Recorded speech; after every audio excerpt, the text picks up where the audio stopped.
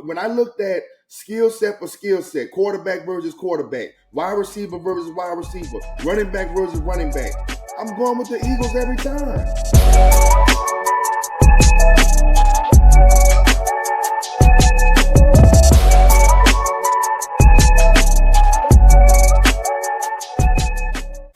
Welcome back. We're here in the Shadow League locker room. You're here with your boy Jonathan Wells.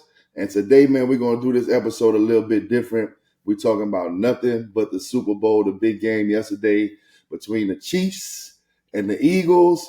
And we're going to talk about what went right, what went wrong, and everything in between, man. But you know I can't do this thing alone today. I got my boy Day in the building. What's going on, my guy?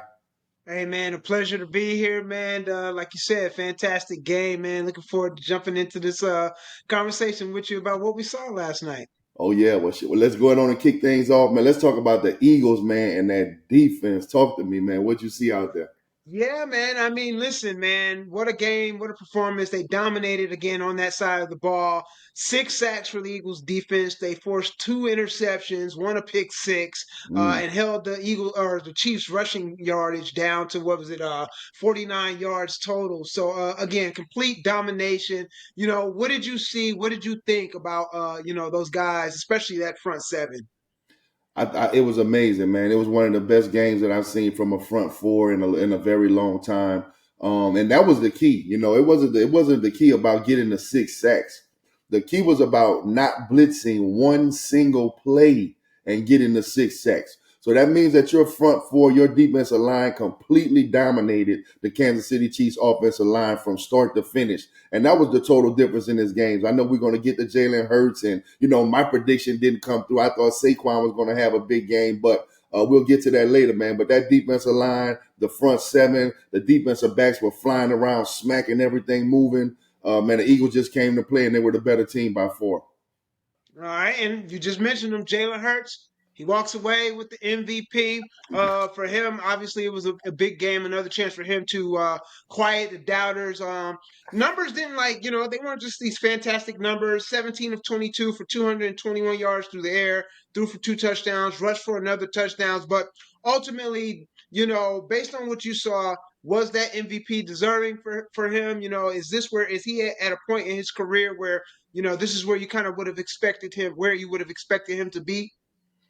I absolutely would expect him to be there, man. Listen, just watching his interviews after the game, this young man has been through so much stuff, man. When you go all the way back to college, being benched in the middle of a national championship game, he's had to swallow his pride a number of times. Even with the Eagles, when everybody was talking about him like he couldn't get the job done.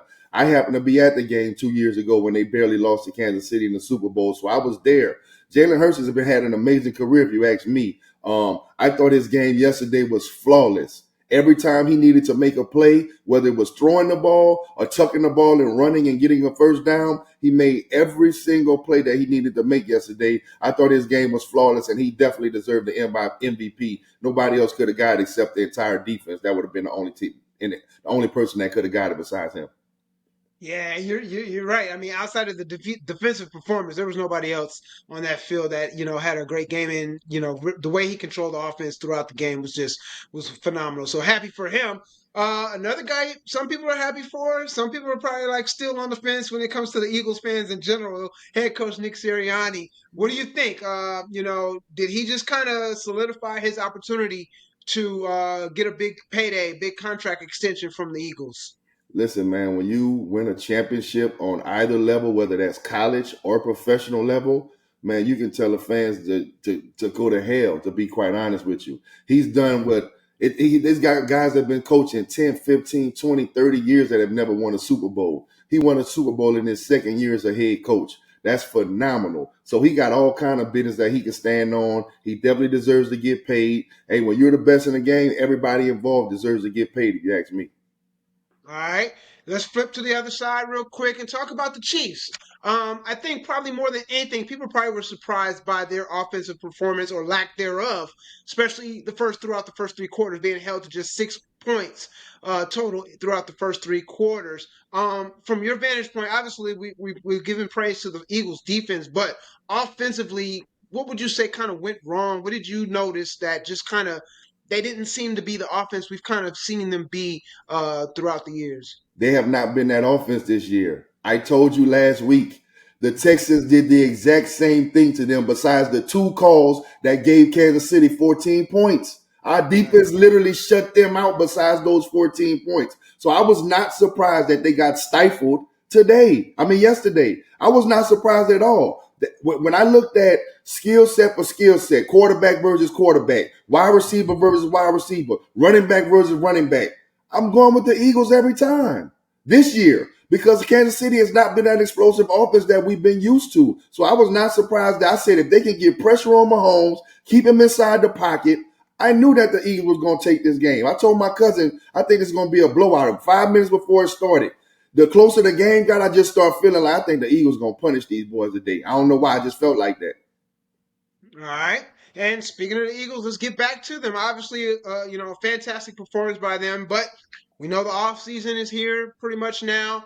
There's going to be some guys that have the opportunity to test the free agent market, including one of the guys who had two sacks last night in Sweat. If they're able to keep this team together, are we looking at an Eagles team that can potentially start their own little dynasty in terms of, even maybe winning another Super Bowl and going back to back, or winning one at least within the next 2 seasons?